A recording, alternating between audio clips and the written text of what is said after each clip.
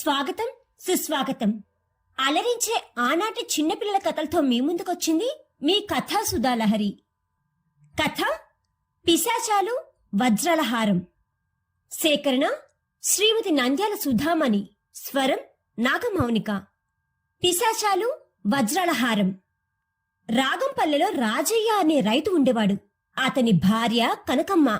పంట పండి చేతికి వచ్చే రోజుల్లో పగలు పెట్టెలను తరమడానికి వడిసెలో రాళ్లు పెట్టుకుని పెద్ద చప్పుడు చేయడానికి డబ్బాలు, కర్ర మంచంపై పెట్టుకునేవారు.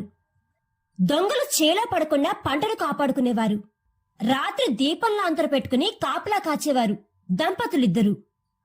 ఒకనాటి రాత్రి పొలంలో ఎత్తైన మంచుపై కూర్చుని కునికిపాట్లు పడుతూ ఉన్నాడు రాజయ్య. ఆ రోజు కనకమ్మ ఇంట్లో పడుకుంది. అర్ధరాత్రి దాటిన తర్వాత ఏవో వెలుతుర్లు, చప్పుళ్ళు, కీచుగొంతులతో పాటలు వినిపించినాయి.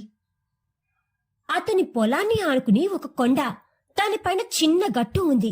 అది చదునుగా ఉండి మధ్యలో ఒక పెద్ద రాయి ఉంటుంది. ఆ రాయిపై ఒక పెద్ద పిశాచం కూర్చుని ఉంది. చుట్టూ కొన్ని పిశాచాలు నల్లటి దుప్పట్లు కప్పుకొని నాట్యం చేస్తూ ఉన్నాయి. అవి ప్రమాదకరమైన పిశాచాలుగా అనిపించలేదు రాజయ్యకు. వాటికి పాటలు వచ్చినట్లు లేదు. నీకొకటి నాకొకటి అంటూ పాడుతూ గొబ్బి తట్టినట్టుగా చేతులు తడుతూ వారి రాజు చుట్టూ తిరుగుతూ నాట్యం చేశాయి. ఓ అరగంట అట్లా ఆడిన తర్వాత పిశాచాల రాజు ఒక్కొక్క పిశాచానికి ఒక్కొక్క వజ్రాల హారాన్ని బహూకరించినాడు. అవన్నీ ఆనందంతో ఎగిరి వెళ్లిపోయినాయి. అది తన భ్రమయేమోనని సరిపెట్టుకున్నాడు రాజయ్య.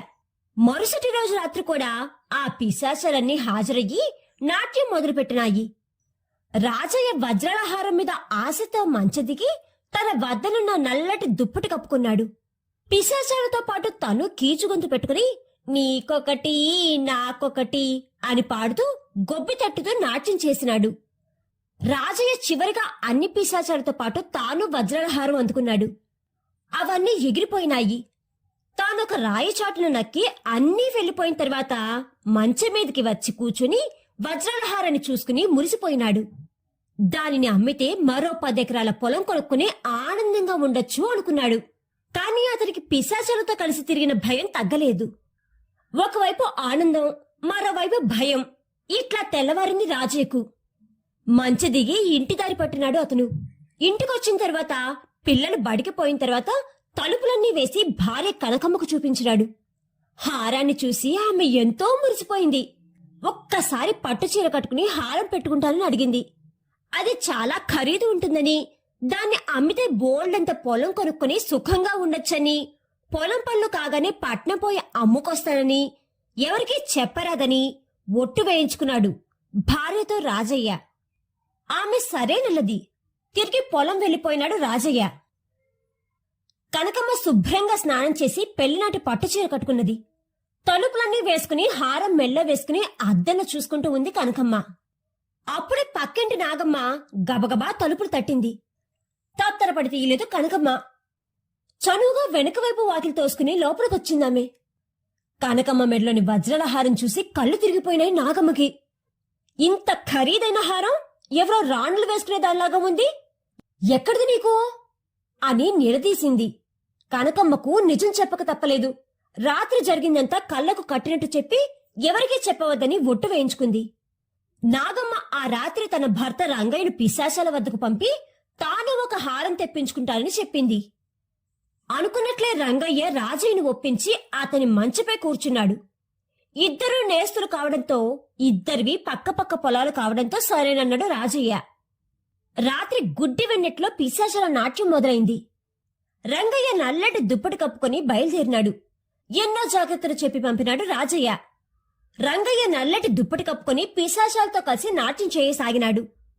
కాని ముందు రోజు ఎవరో మనిషి తమతో కలిసి తిరిగి వజ్రాల హారాన్ని తీసుకుపోయినట్లుగా గుర్తించినాయి పిశాచాలు. ఈ రోజు ఏమరపాటు లేకుండా ఉన్నాయి. కొత్త వ్యక్తిని గుర్తించినాయి.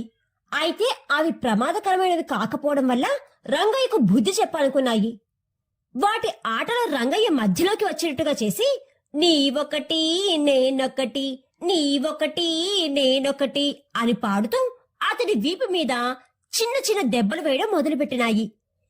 ఎంత చిన్నవి అయినా అవి పిశాచాల దెబ్బలు కావడం రంగయ్య వీపు వాచిపోయింది. ఎట్లాగో వాటి నుంచి తప్పించుకుని ఇంటికి పారిపోయినాడు రంగయ్య.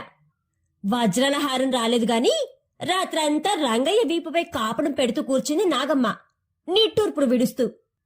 రాజయ్య ఆ వజ్రాల హారం అమ్మి పొలం కొనుక్కుని సుఖంగా ఉన్నాడు. ఈ కథ నా చిన్నతనంలో చందమామలో వచ్చింది. కథ కంచికి మనమింటికి.